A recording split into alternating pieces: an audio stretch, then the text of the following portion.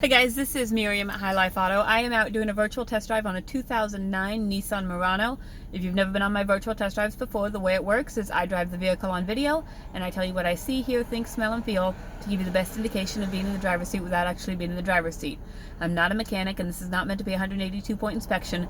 Rather, this is meant to be a sneak peek into how the vehicle drives and any potential issues I notice as we're going along. So we'll take a look around the car, we'll take a look under the hood, and then we'll go for a drive.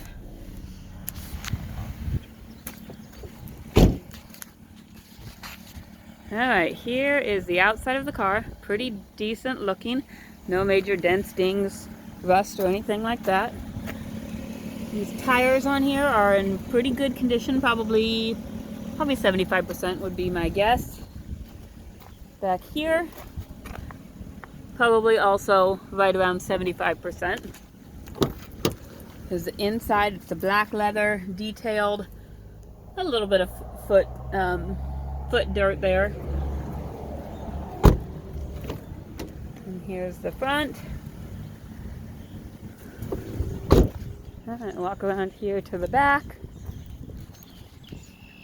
Again, pretty good condition. It is the all-wheel drive one.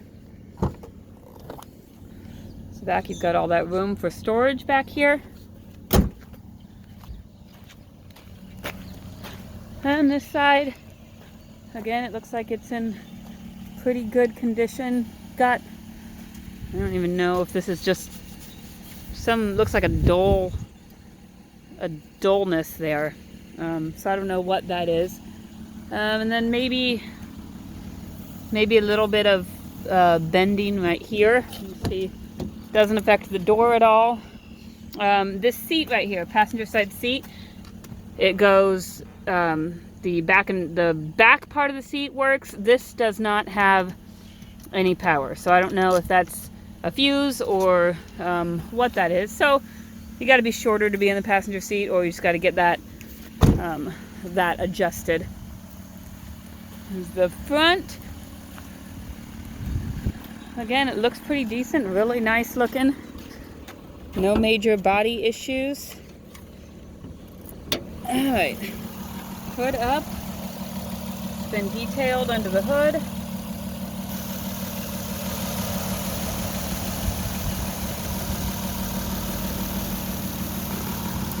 Go.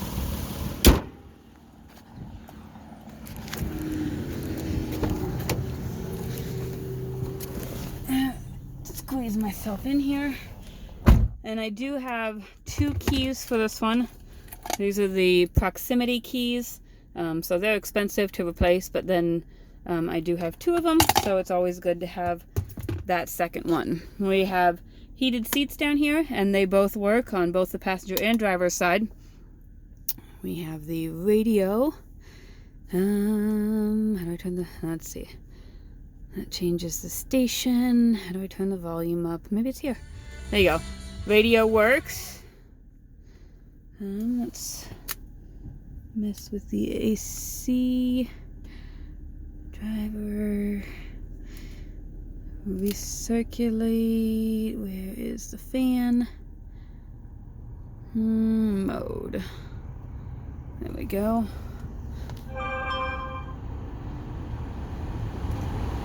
That blows out good and cold. Let's turn the AC off. Let's turn our temperature up.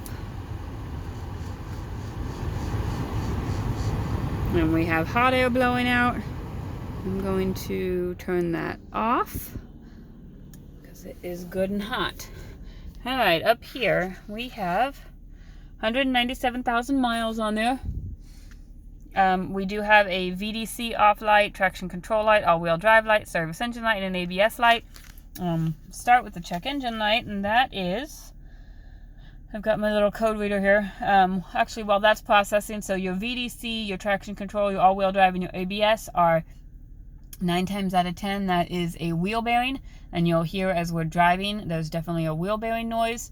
I kind of think it's coming from the driver's side, but I'll test it again while we're driving and just kind of verify that. Let's see, 1 check engine light.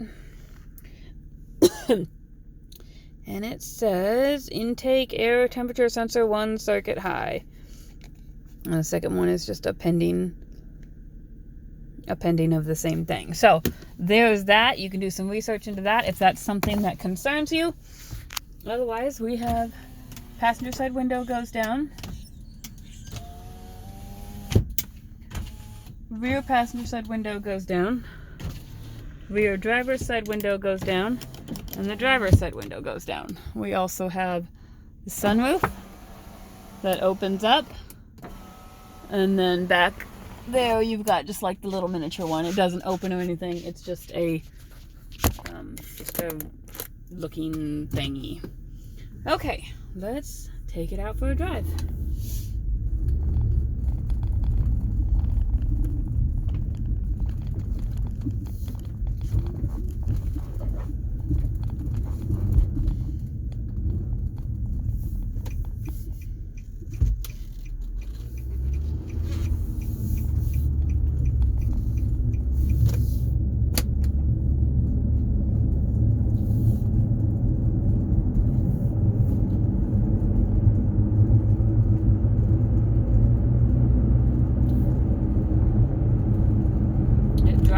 Smooth. It definitely does have that wheel bearing noise.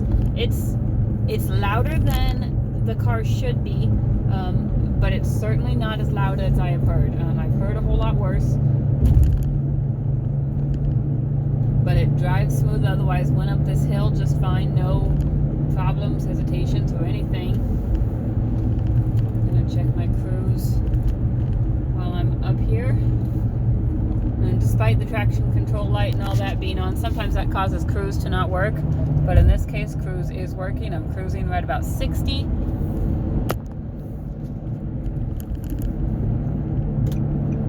Left turn signal works. Right turn signal works. Your windshield wipers work. Your horn works.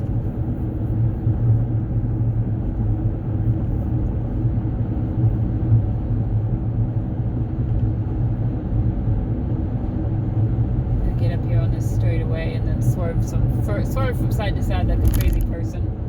Make everyone wonder what I'm doing.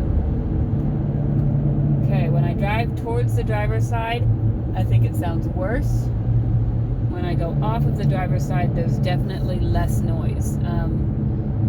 So when I'm going towards the passenger side, if there's less noise, yeah, I was pretty certain that means it's the driver's side wheel bearing that needs replaced. I was looking to see if I had one in stock there. The place I can get them from is about $38.70 a wheel bearing. I know there's similar places online, and that would take care of that noise and should also take care of the lights. If you just want to, take a look at that. I don't know why my camera just went fuzzy all of a sudden, but it did. So it's running and driving good. I didn't mention anything about the brakes. Brakes are good and solid. Got someone behind me. I shouldn't be putting on my brakes. No grinding, no vibration, no pulling, nothing like that. It's driving really well. Driving smooth. Really, I think the thing that just really needs to be replaced on this is just the wheel bearing.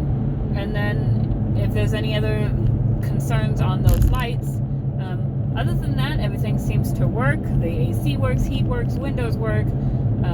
Wipers work, turn signals work, radio works, heated seats work. Trying to think of what else is there. So everything seems to work except for just what's on those lights. If you have any questions, go ahead and shoot me a message. My cell phone is 309-267-7200, or you can email me or send me a Facebook message and I will respond there as well, and I will try and get you some answers to your questions. Thanks, guys.